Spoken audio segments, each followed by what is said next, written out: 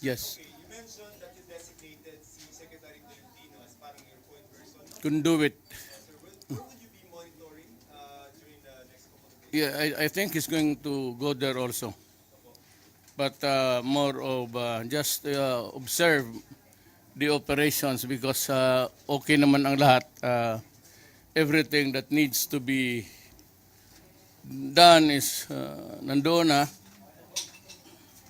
So all he has to do is to report to me the progress of the whatever is being presented by the typhoon there in those places. Sir, kayo po, sila po, sir, saan po kayo mag-monitor in the next Dito lang ako around. I cannot go there. I have so many things to do. Manila, sir, hindi dalawa? Maybe, but I'll see. I have some commitments there pressing because I'm glad to report that may isang front leader na naman ng Surigao. Parang ang Surigao, France, bumagsak na. They're getting weaker and weaker. Dalawang Frances inabandona nila. So I'm also following up the progress of this surrender. NPA, ano? Sir, one last. How much is our total fund sir, for Omo? The The disaster fund, sir, that you allotted? billion yan, kanya-kanya billion eh. Close to 2 billion. Tina Mendez of Philippine Star. Sir, are you satisfied with the preparation so far? Yes, I have been briefed and I said I just I did away with my speech because it was all motherhood.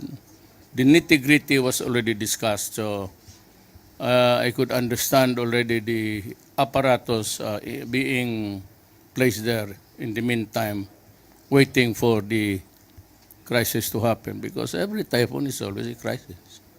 Sir, if necessary, are you willing to seek assistance from international community? Wala pa, it would depend on the severity of the crisis. If it flattens everything, maybe we need to have some help. And if there are countries who are well-meaning, pero wala pa naman, it's too early to speculate.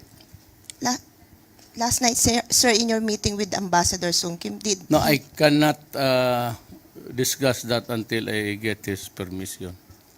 It's a diplomatic tea, but nothing earth-shaking, but more of confidentiality. I hate to break the rules. So no, one last question, please. Hala, ngayon lang man siya nakita ko. Sir Vivian Gulia from ABS-CBN, just a point of clarification. How many cabinet officials are you sending to the provinces, to typhoon-hit provinces? When will they leave and which provinces will they go to? Every department has field officers. They are already there, including the food, medicine, prepositioned na po. Pati yung mga Coast Guard. But they were advised to maybe move a little bit farther. I cannot lose more ships than kukunti lang nga eh. From their present position, sabi ng, well, the military guys told me to they have to move a little bit farther from the path of the typhoon. Earlier, you did mention that you're sending Secretaries Bello, Tolentino. Bello, kasi taga-roon sila eh. Bello is from Isabela, Tugade is from Cagayan. So it's only proper that, tama nga sila, sabi nila, I would need the face there. But I cannot be everywhere and anywhere. So total taga-roon man sila, I told them to go there. And they're leaving tomorrow, sir?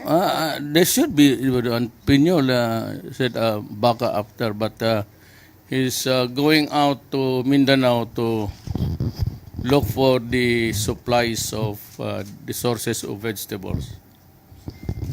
Sigurado matamaan yan yung mga tanim natin. So, I forgot the estimate, but I really do not know yung precipitation, how much water would be pouring down in the Philippines at that time. Pero for sure, every typhoon, you can see the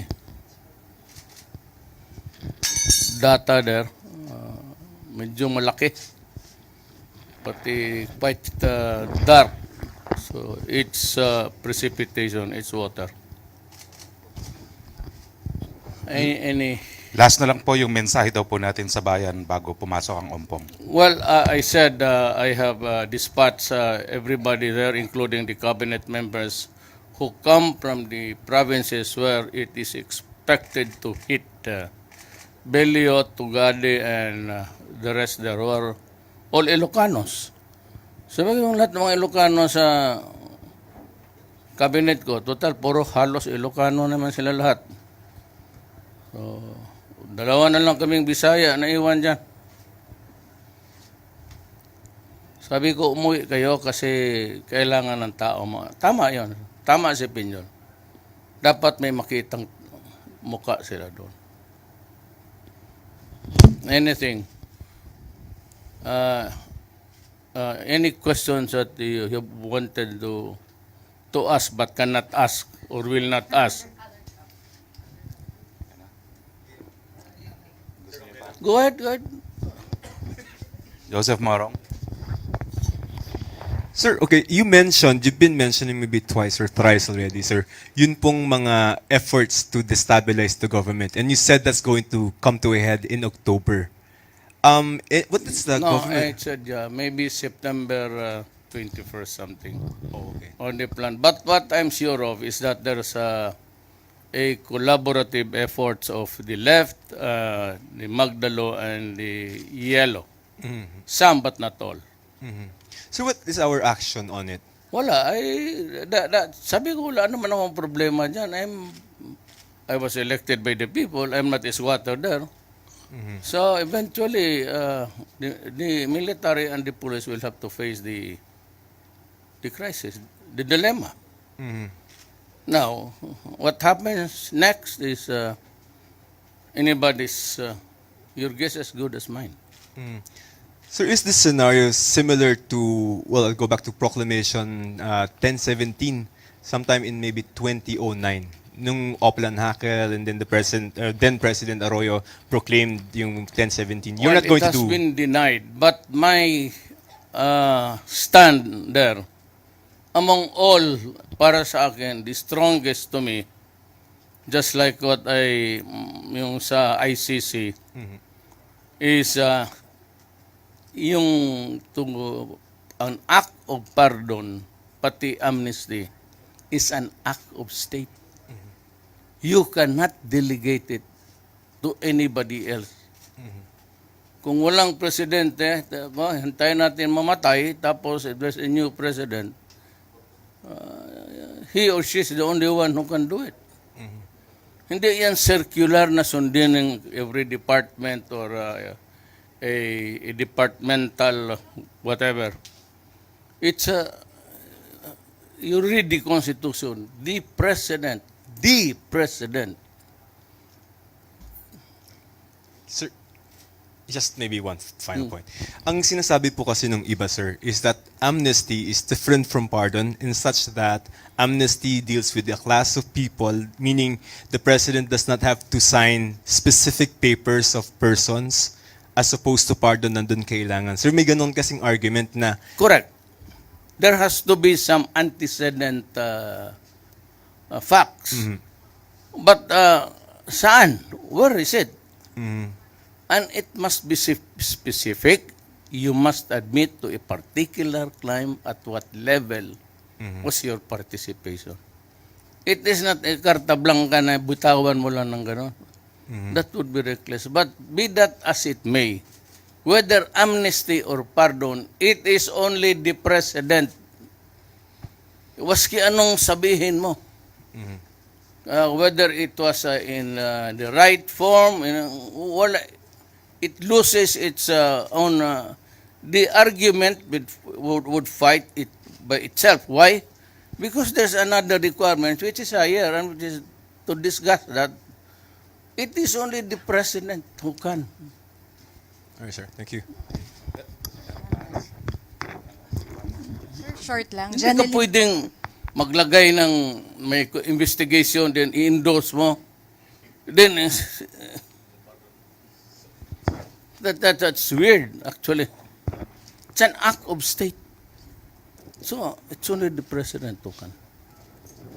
Good evening, Mr. President. I'm Janeline Kabiling from Manila Bulletin. Sir, Senator Trillanes has opted to stay in the Senate for fear of being arrested without warrant.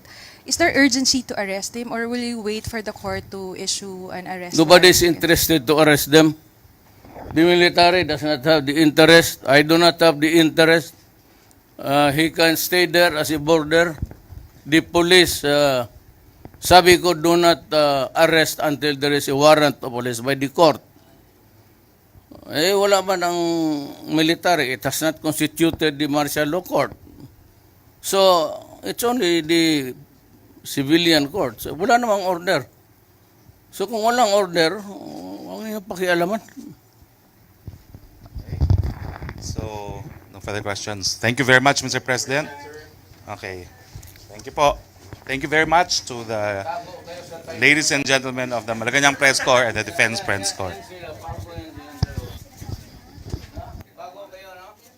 Taga-Defense Press Corps po. Defense Press Corps po sila. Aguinaldo po sila. Malacanang.